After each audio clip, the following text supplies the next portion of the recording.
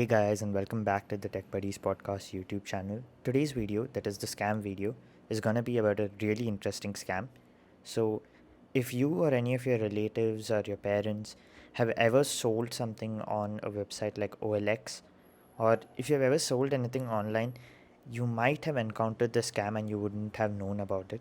So, the whole premise of the scam is such that you post something, it can be a house, it can be a car, either for rent or for sale on OLX or any of those similar websites where you can sell things online. Uh, People have sold things from shoes to even houses online, and all of them have kind of like been scammed in the same way. So the entire premise of the scam is obviously you list your item online, like maybe for rent, and a person messages you, "Hey, I'm interested in this." So, uh, for the sake of giving an example, let's just assume for this entire video that I'm going to sell my earbuds online. So if I'm selling my earbuds online, what do? I just go to the website, for example, OLX, and then I list it on OLX. I sent everything. I put that slightly scratched, or like this is its current battery capacity and things like that. So I like put the specifications, right? So a person comes and there's the chat option. So they chat with you, "Hey, is this still available?"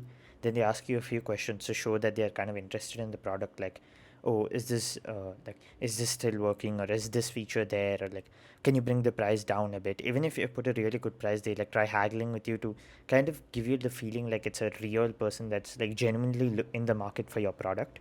And once they do that, they say, "Okay, fine, since I've decided I'm going for this too." And now let me tell you one thing that I'm not.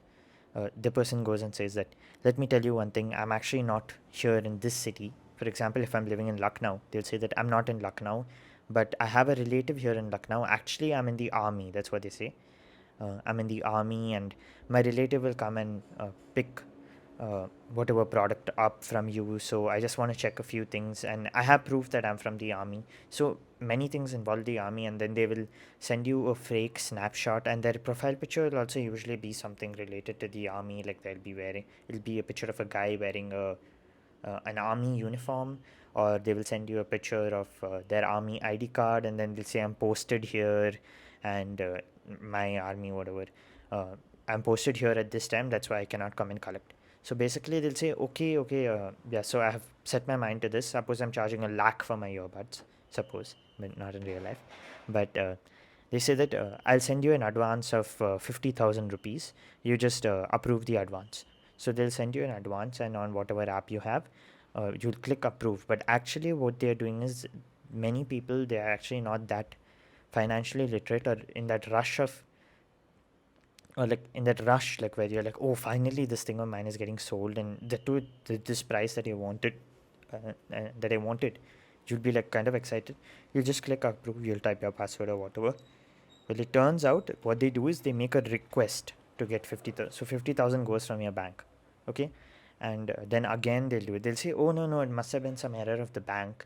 And you might think, who's so gullible to fall for things like this? Trust me, there are lots of people who are gullible to fall like this. So they'll say, uh, so if 50,000 goes, like, "Oh no, my bad, that 50,000 was not supposed to go. Actually, my 50,000 was going to go. I don't know why. Do one thing, I'll send you 1 lakh so that my 50,000 goes, and you're like, you can get your 50,000 back too." And then again they'll click, you'll type your thing, and your money will go from your bank without any problem. Like this, it can happen to anyone, and they have tried multiple variations of the scam, this army scam. They'll send you an ID card, or they'll come up with some long excuse and things like that. So be very careful.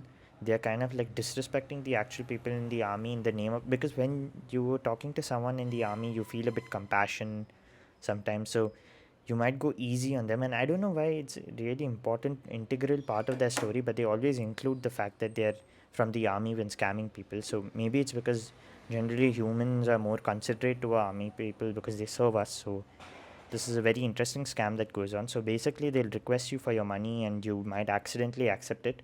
So be very careful when falling into scams like this.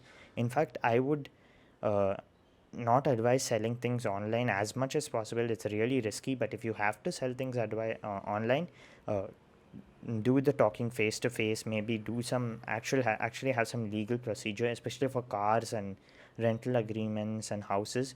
be very, very careful. Lots of scamsters going around in the name of deposits and things like that. A lot of your money could be lost. So that kind of sums it up for this video, guys. Athar will catch you in the next week talking about another new scam that you have to kind of stay away from.